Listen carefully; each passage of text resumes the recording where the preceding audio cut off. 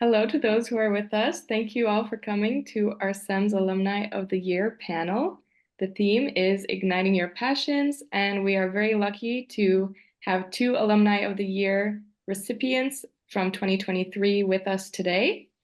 My name is Emily. I am a student board representative for my home school, Ivy, in Canada, and I'm also the team lead of the alumni relations team of the student board.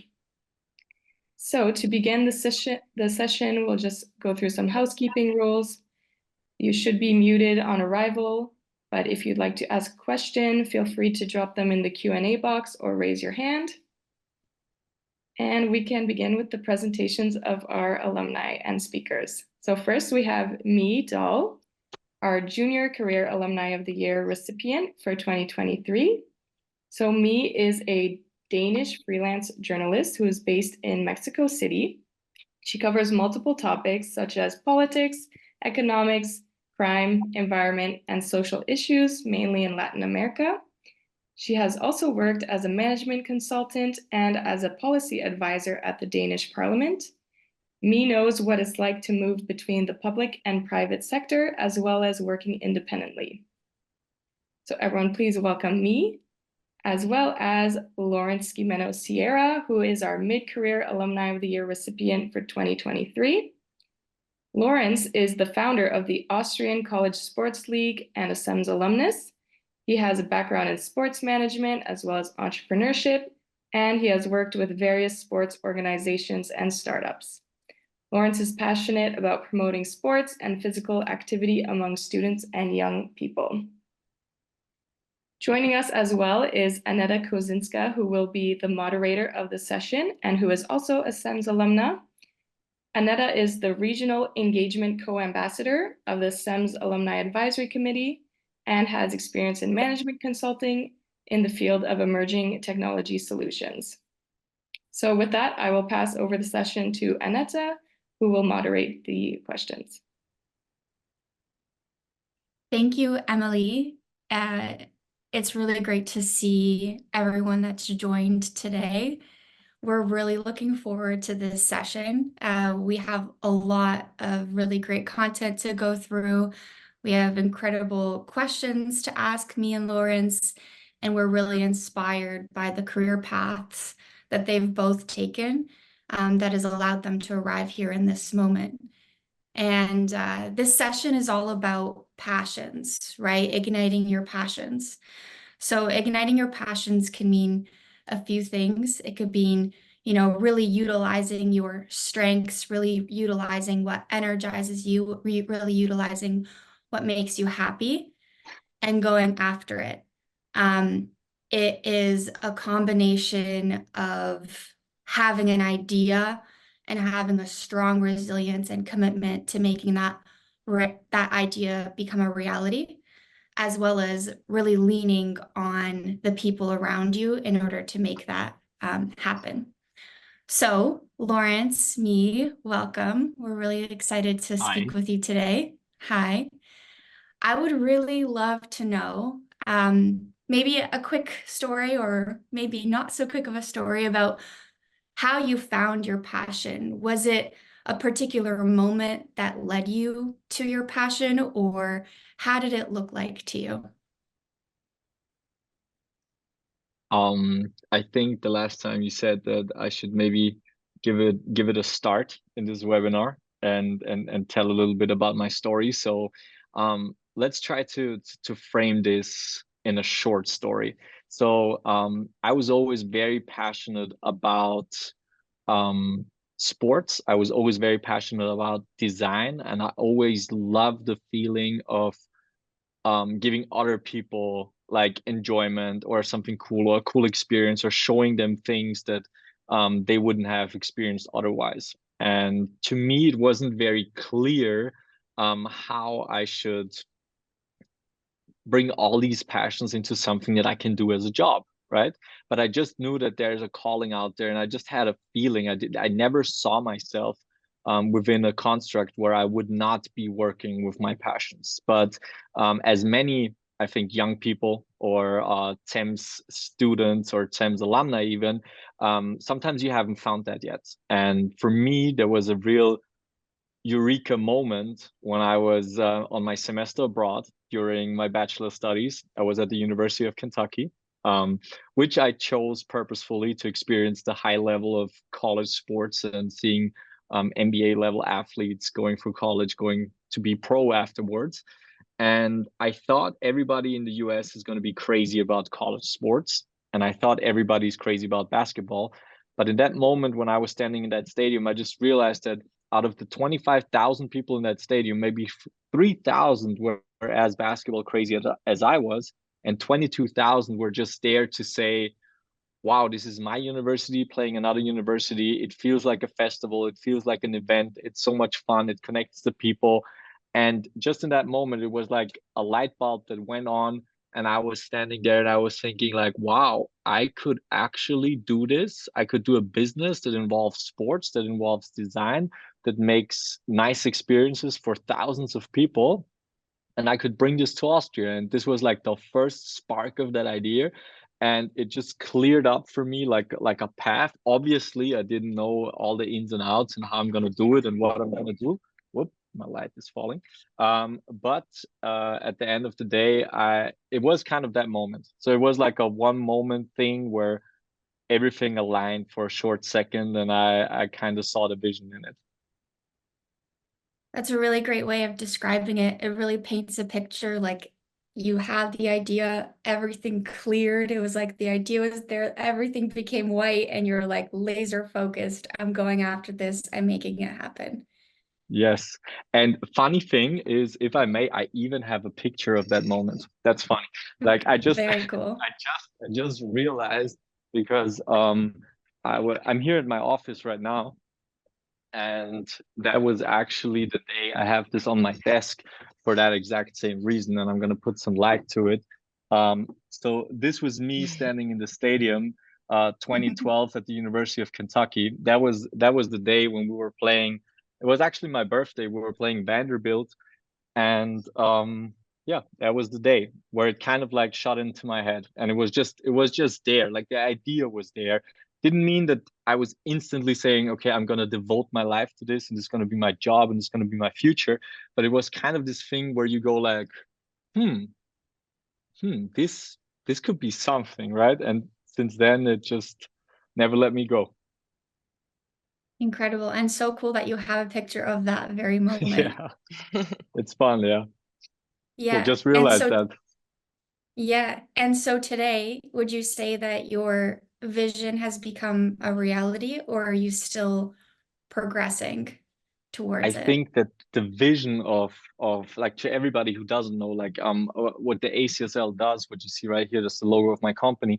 It's like we bring college sports to Austria. So we try to combine education, sports, and an incredible experience during your studies. And I think we've come a long way. Like I think in many ways the essence of the idea has become true, and maybe the scale of the idea still, it has basically no limit. So I can pursue that for a long time still, but the essence came true. Yes. And the essence Very was cool. creating such an experience and making thousands of people happy, and that came true already. Yeah. Very cool. Congratulations. And I just realized something. In order for you to have this moment, you actually needed to go on your international exchange because you were Yes. able to see the contrast between the environments, Yes. which is, a testament to the CEMS program. Absolutely. Like I want to strongly reemphasize this because in order to even find your passion, or in order to even make such experiences, it is absolutely important that you get out of your comfort zone, you get out of the place you live in, you get out of your circle of people, you meet new people, you meet new environments, you meet new cultures. That is so, so, so important, because the things that you grow up with, that you take for granted or that you take for given or as a rule, they do not apply everywhere in the world. And even if you think you know it, you don't know it until you're actually there. And I think Mia can even tell much more about that with coming from Denmark, and the stories you told me at the graduation. You have to tell those stories. You told me a couple stories, what your dad thinks about jobs, what your family thinks about jobs, what Denmark thinks about safety, security, and jobs, and taking risks, and how important it is to get out there. Yeah. Awesome. I Yeah, actually think that's a beautiful transition. Yeah, I would love to ask you a similar question. Yeah, so I think in my case, it's been a lot less linear than what Lawrence describes. Like, I feel like Lawrence had this great entrepreneurial moment, whereas for me, it really took quite a lot of hard work to figure out what my passion was. And I think in part, I also figured out that my passion was more than just one thing, and which was maybe part of what made it so hard to figure it out. I felt energized by a lot of different topics while I studied, while I worked at the Danish Parliament for 5 years on different policy issues. I could always feel the difference in energy between when I would work on rural policy, which was something I felt really passionate about, or when I worked on student transfers, like programs, which was something I felt less passionate about. So you have these like micro moments of, okay, working on this particular topic energizes me or not. So I think for me, it became this whole journey of just experimenting with a lot of things, both in the public sector and the private sector, jumping a bit around. And I think at some point I realized that this exercise of just figuring out what energizes you is really useful.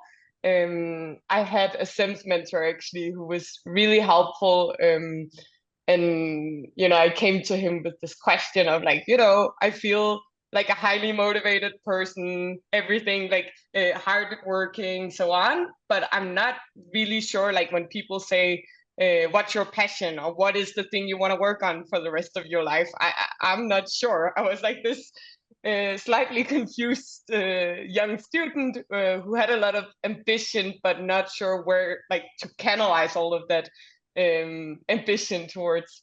And he gave me this exercise to do like for 2 or 3 weeks. I would write down on a piece of paper every night, think about my day, like the micro moments that had either energized me or drained me. And he was like, think about this in a really broad way. Think about what were the topics you worked on, in what setting, were you in the office, were you out there, were you with people, were you alone, like when was the moment where you forgot to have lunch and like suddenly it was just like 10 o'clock and the day just went by and you were like so laser focused. And when were those moments where you felt like, oh gosh, like this group or this project, I like can't do this anymore. And I feel like doing that was like a really, really good exercise. After 2 weeks, I felt like, okay, I don't necessarily have like what career I want to end up in, but I do know a lot more about myself in terms of like what energizes me and what are the topics that I care about.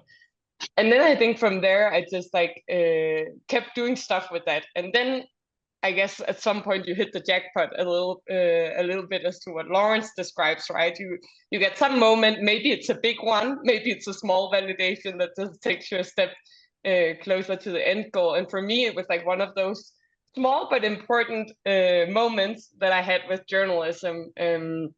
So I found this internship at some point where I worked with a Venezuelan woman on gold mining in Venezuela, which was honestly a very new problem to me. I didn't even know there were gold mines in Venezuela back then. So, all of a sudden, I just dedicated like 3 months, my summer, fully into this issue of gold miners and how the Venezuelan regime uses gold mining as a laundering tool to keep themselves in power while there are US sanctions on the regime. And I just got so caught up and had one of these moments where every day for almost 3 months was just like time just flew by. And then when that ended, I realized not only that I thought gold mining was a really interesting topic, and it became one of the topics that I ended up reporting on and broke some stories on, but I think I learned much more about the process, about talking to people, interviewing, researching, going back and forth. And then eventually a friend of mine, when I studied at Harvard, was actually from one of those areas with gold mining in Venezuela. So she invited me to visit her family. She told me she loved the things that I told her, but that I needed to really talk to the indigenous leaders and to the gold miners who are like directly affected by this.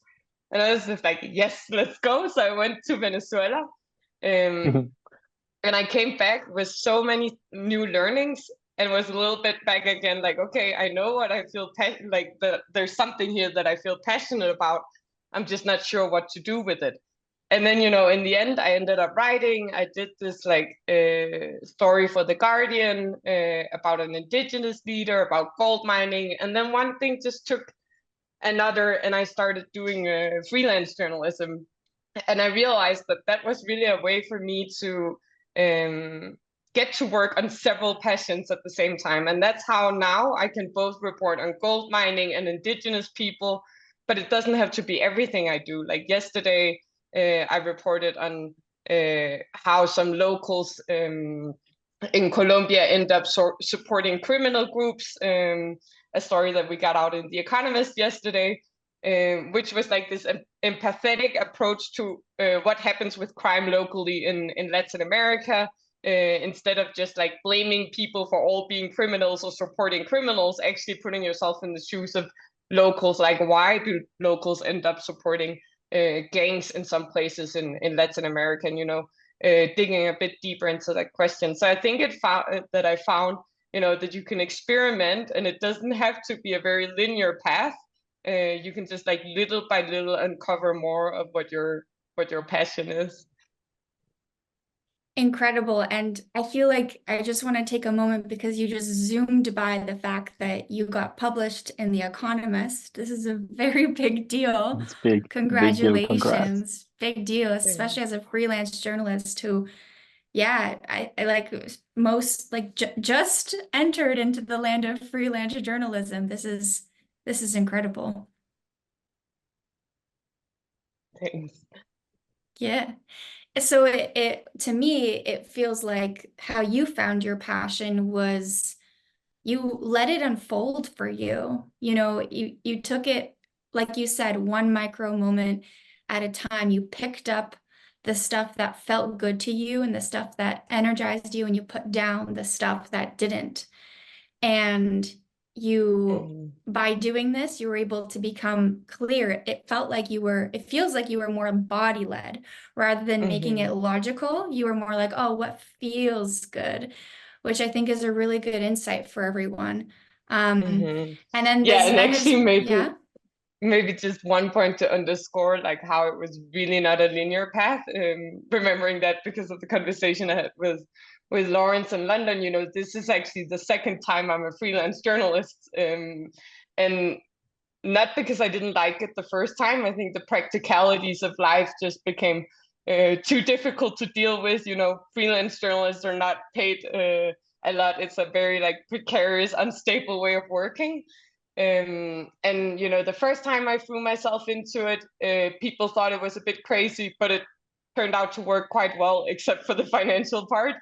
So I like had to sort of step back, do another job for a while, rethink how am I going to be a successful freelance journalist. And what I talked to Lawrence about back then was, you have all these external voices that sometimes like either validate or don't validate your decisions. And for me, that was huge. Like, for example, my parents would, of course, really support that I would do what I love doing, but they were also like, oh gosh, you need to have like, a stable income. You can't just throw yourself out there and do all these like, and I think that I, at some point, really took on a lot of those expectations, like from society about what would be a linear path. I was at McKinsey before jumping into freelance journalism, and eventually ended up back at McKinsey for a short time again, just to find out that no, it was really journalism that I was passionate about. And I think, there can be a lot of pressure sometimes, or when you're in these communities, whether it's your national culture, whether it's your family, whether it's your CEMS friends who are all excited about going into the same profession, that it maybe looks I had this experience of starting at Copenhagen Business School, and before starting, I'd never even heard about like BCG and all these things. And then afterwards, I just found that we all wanted to go to the same four or five companies, So I think you can quite easily get a little bit contaminated by that, or at least I could. But by experimenting and allowing yourself to like take a bit of a different path, I think you can really find that sometimes that can make you a lot happier. At least that's been my case. Mm-hmm. So to me, just to reflect back a little bit, it was like you had this question, like, what is it? Like, what do I want to do for the rest of my career? And then, yeah, you allowed life to show you and you trusted in the process. It wasn't as linear. It went kind of like, more like circular, a little bit here, a little bit there, but eventually life showed you exactly what it put you in the positions and it guided you. Like, this project in Venezuela and then going to Harvard and then meeting someone who knew exactly about the projects that you were talking about. It was like synchronistic moments, it feels like. And then it ultimately led you to being where you are today. So trusting the process and also having the confidence. You talked about the internal dialogue a little bit, right? Can you tell me a little bit more about that part? Mm, yeah, I think it's quite normal to when you throw yourself self out into like something completely unknown and new, and which I think mostly when you work as an independent, and probably Lawrence can speak a lot more to this because the level of risk he had to take in his business was bigger than mine. I think when you build an organization around more than just yourself, as you do as a freelancer, it's a bit dreadful. And I think you get all these doubts, and that the external voices can really, amplify those doubts when people are like, what are you doing? And then you start asking yourself, well, what am I doing? And maybe they're right. Like maybe this won't ever become a financially viable path and so on. And I think then you really need to take a step back and remember like the long run. I think very few people will become successful in the thing that they do within a few months. So when you just start out and people within the first few months ask you, what's your plan, how are you going to succeed, then I think like you really need to shake that off a little bit and realize that you're in this for the long run. Because if you look at the short run, it's very unlikely that you'll be able to prove that success to others, which I think is maybe less important, but also prove it to yourself. So I think gaining a bit more time, and one specific technique that I used as a freelancer was to say, okay, now I'm going to start by giving myself 6 months. Then I'm going to check in. How do I feel like it's going? I'm going to talk to other people who've done this to get like a bit of a benchmark, like how many stories would they be publishing, so on, just to get like a temperature check. But I did that. And then, I would maybe plan another check in 3 months or something.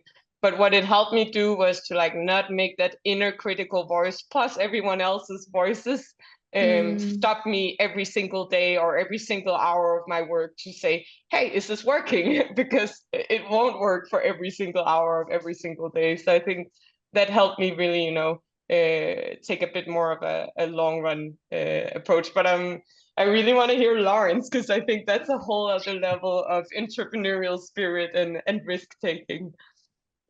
Yes, love it. Lawrence, do you want to tell us a bit about your risk taking? Okay, I just told a funny story today actually, because I would say I'm the opposite of a risk averse person, which in Austria many times makes people feel very uncomfortable. Yeah.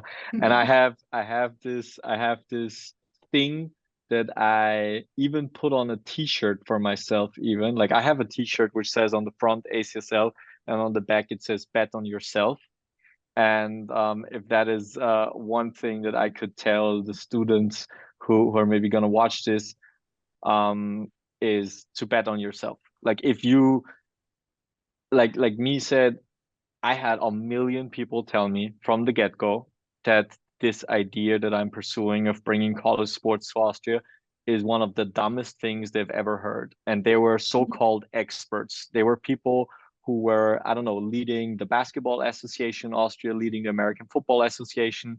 They ran sports clubs, they organized events, they did all these things, and they told me that's a stupid idea and it's never going to work. And from the first minute on, I always felt like I didn't want to disrespect them, but honestly, I did not give a damn about their opinion, because I was thinking that I have a completely different take on it. And I think whatever idea you have, it might just be the how, right?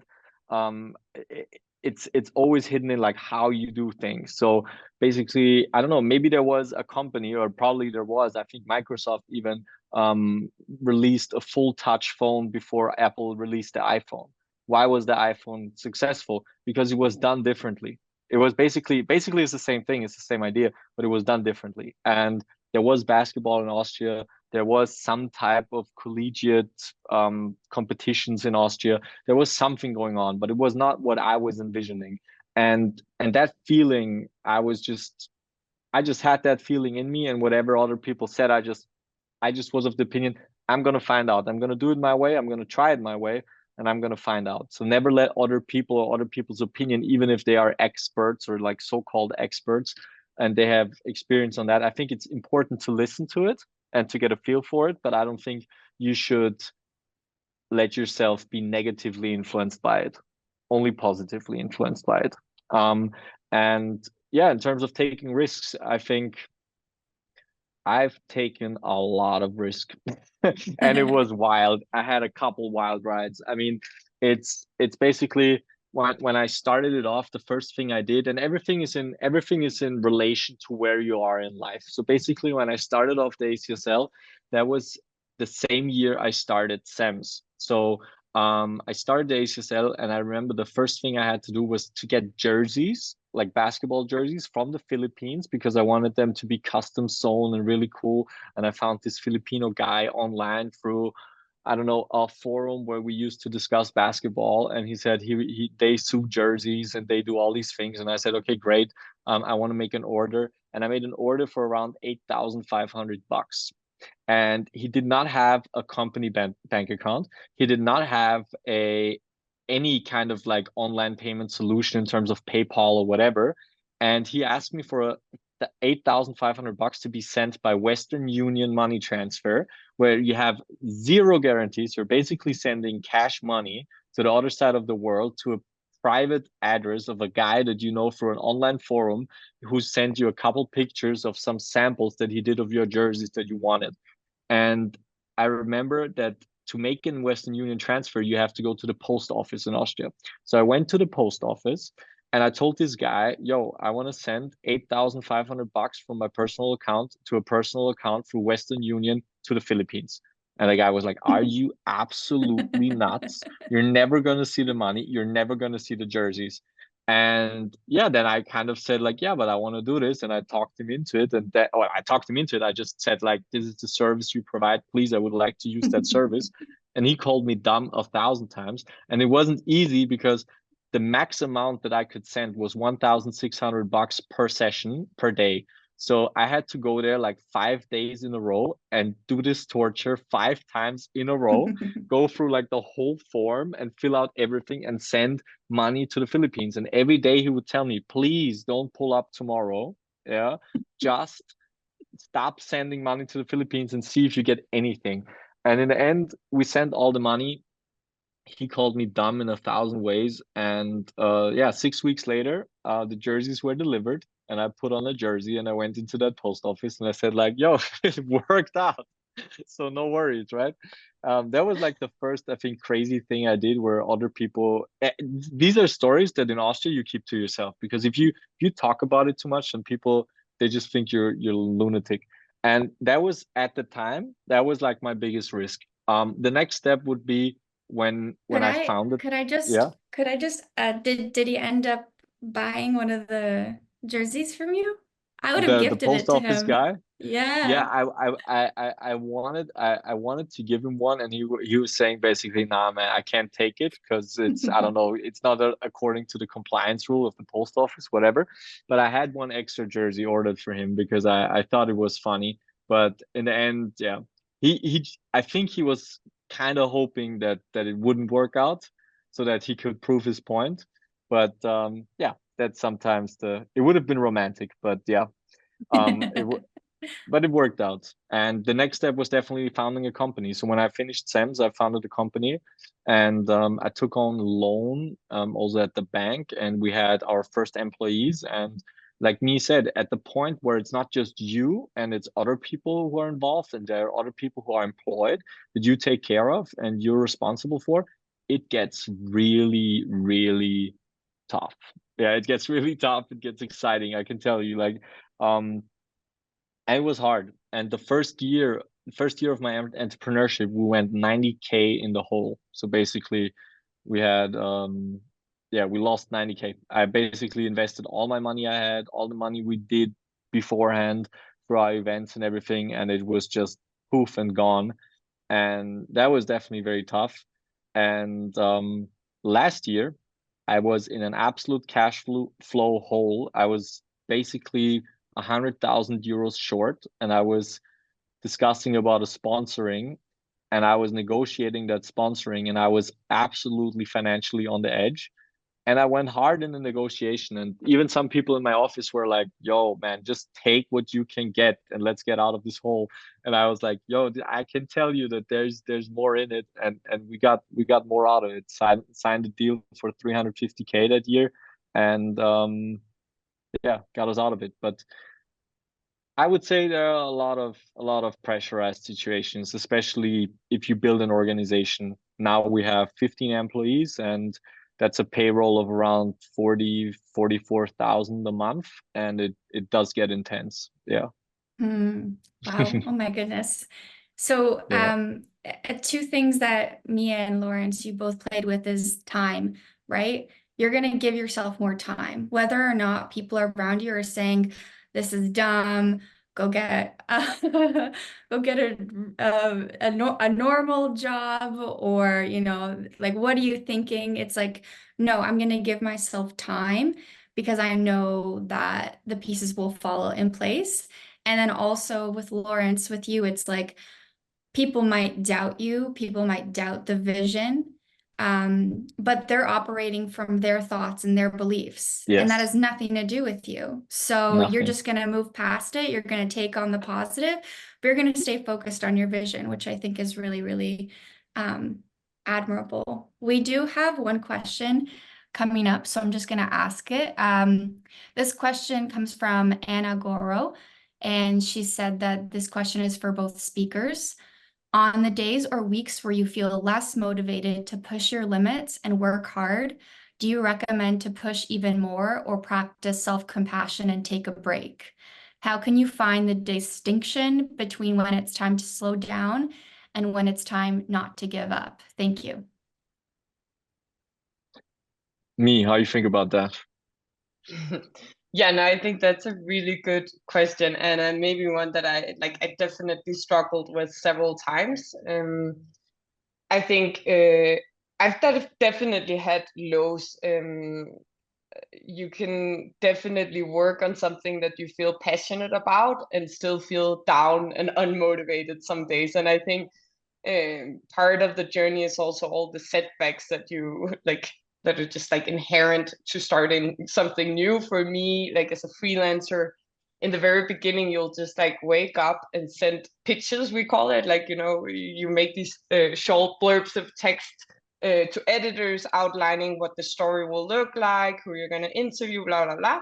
You put a lot of work into making those blurbs of texts just to get them to even say if they might be interested in working on a story with you. And then you can go ahead and do the story, which sometimes feels like a complete waste of time because you won't end up, like, nobody will ever end up answering that blurb. But sometimes they do, right?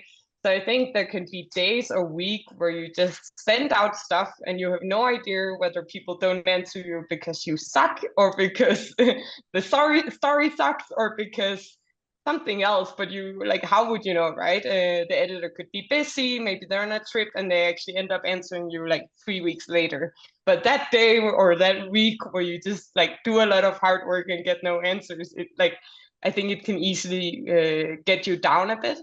And I think there, like, it's a really tough balance between, okay, when do you then like stop, take time, be self-compassionate, and versus just giving up, you know, like you sometimes need to power through, even if it's not fun, even if you're not getting the response that you want. So I think that is really hard. I think what helped me is a little bit doing this like step back of, you don't need to see success in the short term. So buying yourself a bit more time.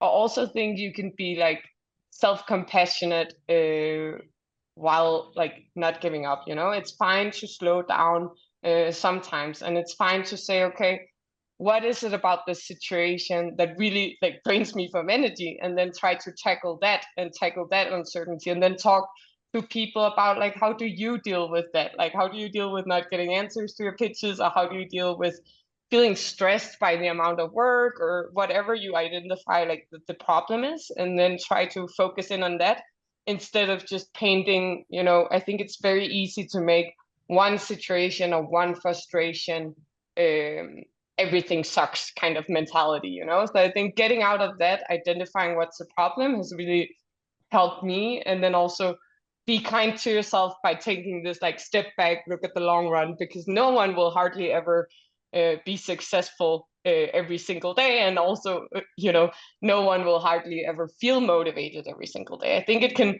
feel a little bit like, you know, now you see Lawrence and me, and we're highly motivated about our projects. And I think that's the big story, but there's also the micro story of, yeah, there are days that suck.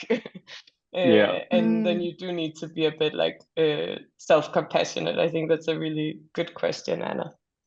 One thing that kind of stood out to me in that answer is your body led and how you're finding the passion. But then when you get a little maybe overwhelmed or something like nervous about something, you take a step back and you approach the problem logically. So you use both intelligent systems. I find that fascinating. Lawrence, what do you think about this question? I think very much in line with me said. I think in everything, even if it's your biggest passion, there will be elements that you will not enjoy, and there will be tough elements. And sometimes it's the time to say, okay, I'm not enjoying this, I'm not having fun, I'm not motivated to do this, but now I gotta push through it. And then there are other times where you really feel exhausted, tired, and yeah, it's just a very tough thing. And if you have the luxury to say, I take some time off, I'm 100% sure now, after, I'm saying this after like 7 years of entrepreneurship. In the first 5, I wouldn't have done this, but after 7 years of entrepreneurship, I would say there are times where your performance is going to drop off to a point where you think like, I'm doing the work that I used to do in 30 hours, I'm doing it in 60 now. Yeah. And I'm just sitting around a lot, and I'm just trying to find motivation, trying to find energy. That's the point where you have to self-audit yourself and say, it's better that I take a week off, or it's better that I get away from these topics for a time, and then come back and tackle them with some new energy and maybe with some new perspective. And every time you take time off, you go places, you meet different people, you meet people that have nothing to do with what you do, and you break out of that circle, you might find new solutions. And I think that is very, very important. That's something that I have learned throughout my journey. Very cool. Taking a step back, exploring Yeah. different avenues. Are there any other things, like any other tools or practices, me, Lawrence, that you take? Like, are you big journalers? Are you big meditators? Tell me a little bit about some personal practices. Um, I do like time to reflect. I'm very old school in that sense. Like I like walks. I'd, I'd go Nice. for a walk. I'd go for a walk. I'd like I like to talk to people, to friends that really like also energize me. And I like to um do things with people who are in completely different mindsets at that time. For example, I don't know, let's say my brother is like he loves traveling, he loves food, he loves all these kind of things, and he has zero of the worries that I have. And sometimes I would, I don't know, visit him. He lives in Zurich, so I would visit him. We would go do a program to his liking, like, I don't know, we'd travel around, we'd do a hike here, we would go to a certain restaurant and whatever. And through these stories, I would get to know people. I would get a different perspective on my problems, on my things. Like, I think it's important to get away from it and yeah, let other impulses work on you. But the easiest, let's say, without traveling, without other people, would be you go for a walk and you reflect on it. And as me said, you reflect on the things that actually make a difference. So you think like, okay, what is it that actually pains me about this problem, and what can I do to change that? Yeah, no, I agree so much with what Lawrence is saying. Like, it's basically finding your way to take that step back. And sometimes it'll be like a trip and a longer reflection, but sometimes it'll also just be a walk.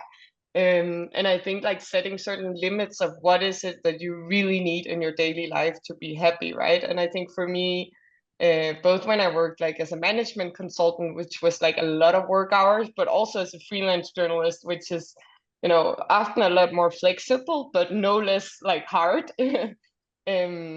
I think I realized that, for example, running is really important for me. I need to go on a run for like several times a week, because otherwise I'm just not the same Mia. I become grumpy, I become tired, you know. And I think like setting those limits for yourself about this is what I really need to function is really important, because otherwise you just end up working lots of hours, but your head is not in it, your heart is not in it, you're not the best version of yourself. And in the end, you, like as Lawrence said, you end up putting 30 hours into something that you might have been able to do in 15 or 7 or whatever, right? So I think defining what is it you really need on a daily basis to get that, and then also like all of these micro moments of then going for a walk when the heat gets too high, or depending if you're an extrovert or an introvert. I'm also like more of an extroverted type, then just like leaving things for a bit, stepping back to either, you know, one way is to talk to people who have nothing to do with what you're working on. So you just get like shaken off a little bit from this problem and you get back to it. And I think for me, that has sometimes been my family. They come from the countryside and they have no clue what I'm doing. Neither when I was at the parliament as a consultant or now as a journalist. And I think like that sometimes helps, you know, because they ask me different questions about, you know, like, are you generally happy? Or they just like talk about something else, like about the dog or about their jobs. And I think that's helpful. Sometimes I do think you want to talk with peers. And I learned that a little bit, like when I was a freelance journalist in Colombia. I struggled a bit because I saw all these like really successful journalists. They were my like main friends, and it just became like, you know, not that helpful to talk to them about my struggles because they had made it, and it felt like they somehow forgot what it was like to be this like young, inexperienced freelancer. But then when I moved to Mexico City, I was like really lucky to get a few friends who were in the same situation, and I think they really helped me recalibrate a bit. I got these like British freelance journalist friends who were like, no, you know, that's completely normal. No one ever answers, or, you know, that also sucks. And it made me like, help me like recalibrate a little bit the challenges of daily work life. So I think it can be good to step back for different perspectives, or step back from like the problem entirely, you know? Yeah. So smart. Really good. It's painting a pretty vivid picture in my mind. Be honest with yourself, know what you need, gain other perspectives, relate to others in different ways, and just don't over push it if it's not the moment. I know we're kind of coming up on some time. I would love to know. Oh, we have one more question. Let me just see. Okay, I hope I pronounced this right. Jinxi Zhao. I'm a CEMS student of class of 24 graduating this year. I think many students, at least myself, tend to pick consulting as their entry job because it is relatively easy to pivot later in the career. How did you find about this after a few years into your career? Oh, did you find that that's true? And do you think your career path is now fixed to journalism/sports? Mhm. Yeah. Yeah, I don't know. I can. I have a presumption. I have a presumption Go that ahead, I want to Lawrence. put out there. It's like I have met through CEMS. I've met amazing people, really, really smart, amazing people who told me like, oh yeah, I don't know, maybe I want to do this and that as a business, but I'm starting off with consulting now and I'm moving later into that, right? And what I have witnessed so far is that people, once they get used to a certain style of living, a certain lifestyle, a certain income, they kind of become slaves of that income as well and kind of that lifestyle. And I can just speak for myself. The way I went through with the ACSL with absolutely like zero income, putting in all my money, working in every hour of the day, especially in the beginning, because in the beginning you're not smart, you don't have the experience, you don't know how to do things, you just go all in, right? Or that's what I did. Like when you're passionate about something, like you just go all in. And I went all in. And I feel like, especially in my business, because I mean you have to get down and dirty. I do events, you have to pack a car up, drive there, unpack, build up an event, have 1,000 people there, and then clean up the whole place. So there are going to be some nasty moments. And I can tell you, no one who has worked in consulting, who's done, I don't know, 50, 60, 70, 80, 100K a year are going back to that.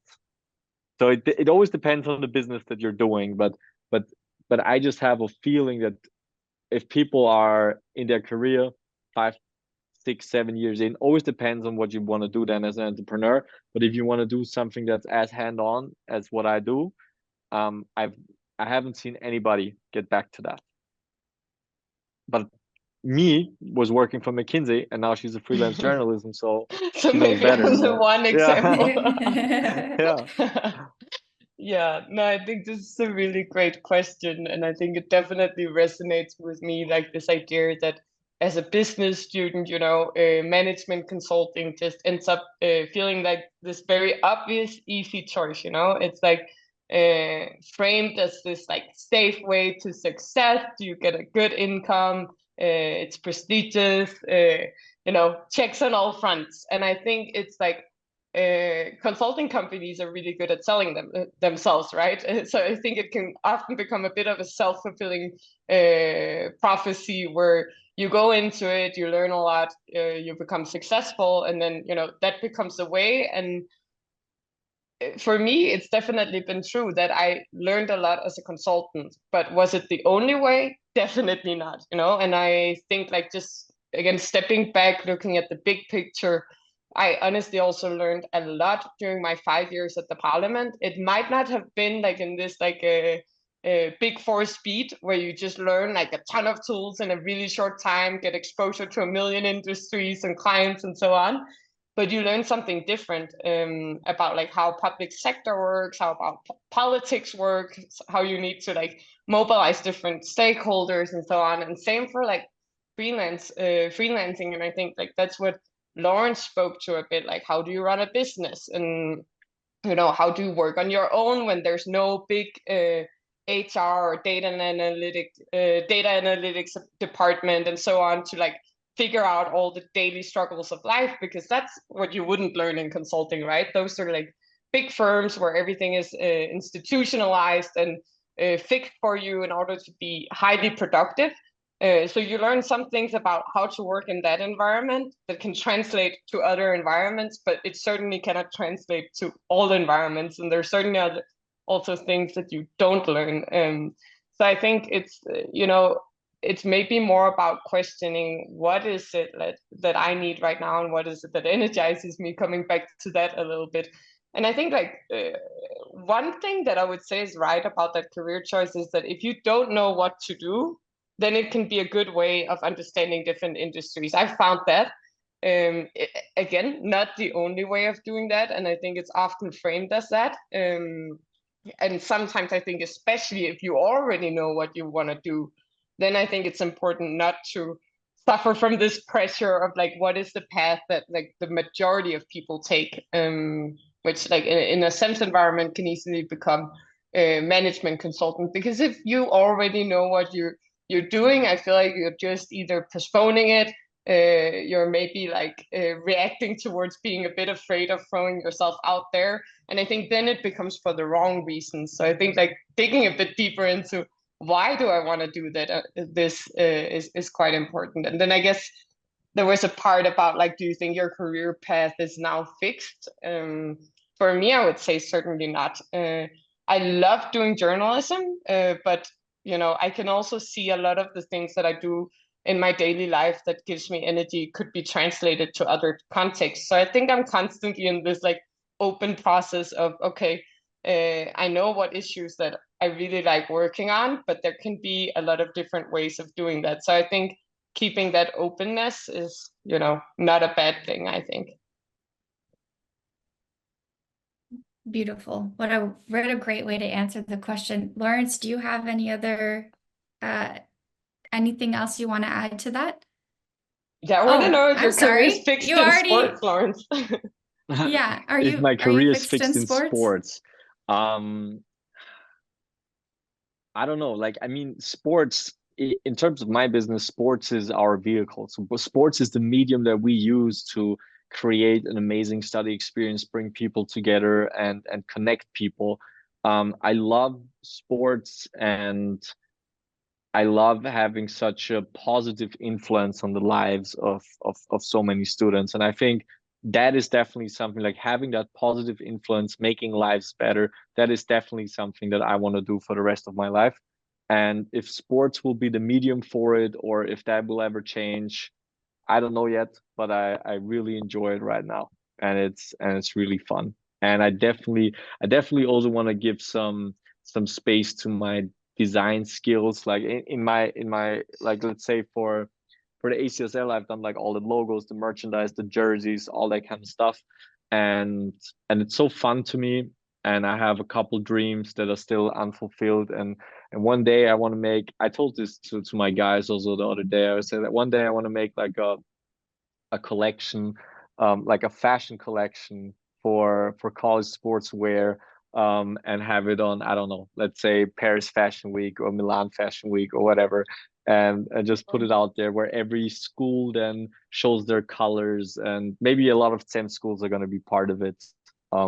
Actually, right before this meeting, I had a meeting with one of our producers, which is located in Korea, in Seoul, and we were just looking at our college jackets. I have one here. This is like from Wow. the medical university, and these are like jackets that I designed that are coming out now for our players. They're gonna have the player's number on it.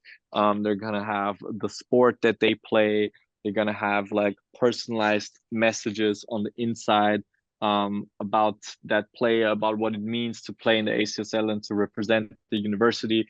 And I really, really enjoy that too. And just putting out a product like that, giving it to a player, they wear it, it just becomes part of their story. Each jacket tells the story of their student experience and just puts a smile on their faces. And that's something that is extremely enjoyable. So I think I'm definitely fixed in that. Yeah. Very cool. We are coming up on time, and I know I have to give Emily a bit of time to wrap up the session, but I think one really good question that kind of came up from what you just said, Lawrence, is do you have any future career aspirations? So far, you both have accomplished so much, and it's really inspiring. And I know it's been a really motivating session for everyone with all the questions coming in. I'm sure you're going to get a lot of LinkedIn invitations after this. But looking ahead, is there something that you would really like to pursue? I know you said fashion, like Milan fashion or something. That is such a out of this world idea and super cool. Is there anything else that you find yourself wanting to pursue? Maybe like one or two sentences. I'll hand it over to me. And then I promise, Emily, I'll give it back to you so we can end on time. Me? You wanna start, or should I start? Yeah, no, I guess for me, I would like still insist a little bit on actually not having the long run clear, and I think that's completely fine. I think I had the now clear and the medium term clear, and then I think that will take me to a good like long term path. I think there's a lot of things that I feel excited about exploring. I really like in the short term I want to cover the so-called elections in Venezuela. There's like, you know, a lot of like short-term projects that can energize me, but do I know what that will look like in the long run? Probably not. And I think it's also like part of how journalism and news and all these like big social, economic, and political problems work. You just like have no clue how they will develop in 20 or 30 years. So I think it's actually fine to, you know, just be open and adaptable to that. Sticking with your process, loving it. And for me, I think it's it's actually, there's a plan out there. So basically now we have 5 universities under contract in Vienna. We have 1 university in Linz. We're gonna do all of Austria, which is 4 more universities which are gonna join the league.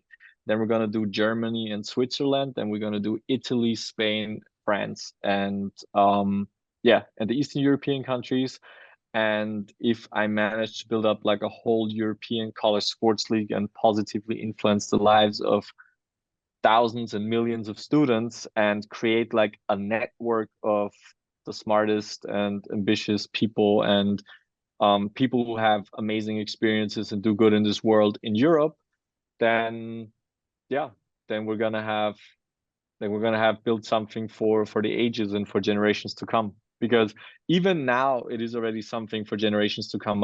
I've started with the ACSL in 2015. It's 9 years, going up to 10 years now.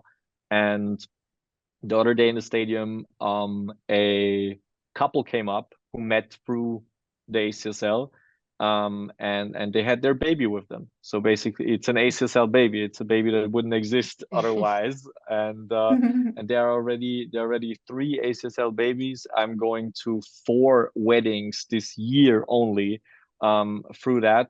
There are people who found their career path. There are people who made it to pro sports clubs through the ACSL. There are people, like I said, who fell in love, found friendships for life, and those are the impacts that you can't put a number behind. That's nothing you can put like a value on, and which make me very happy in what I do. And if we can build this up on the European scale and have a massively positive impact on European education, on a European sense of community, that would be amazing. That would be amazing and would make me very proud and happy. Very beautiful. You're building a legacy business for many generations to come, and I'm sure will be a case study for CEMSIs in the very short term. Thank you so much both for your time. This was so cool and a perfect way to start the morning or afternoon or end the evening, wherever you are in the world. I am so honored to moderate this event and learn more about you and learn from your insights. And yeah, so excited to stay connected with you and see where your career continues to unfold and take off. And with that, Emily, I will pass it on to you. Thank you so much to both me and Lawrence for sharing your stories, your experience, and your insights. I think it was really inspirational and great to hear from 2 very successful alumni, especially as a student. And thanks, of course, to Aneta for moderating, and to all the participants and those who asked questions. Just to close off the session, I'll share my screen one more time. And this is just to highlight some resources that we have for students, especially the CEMS mentoring platform and Going Global. These are available on your CEMS.org portal. So feel free to check out these CEMS resources. And thanks to everyone for participating. Awesome. Thank you very much for having us. It's a great honor. I think we had an amazing time being Alumni of the Year at the at the graduation in London, and it was an honor to be here and also to have these questions. Yeah, thanks for having us, and feel free to reach out if we can help you with anything in CEMS Life or after CEMS Life. Yes. Awesome. And if you want to have more of these types of events happening with very cool, ambitious, successful alumni that are energized, please let the CEMS Alumni Network know. And with that, thank you, and I hope you have a great day. Thank you so much. Have a great day, everybody. Thank you. Bye-bye. Thank you, Triona. Bye. Thank you, Emily. And thank you, Aneta, for Yeah, hosting thanks, it. team.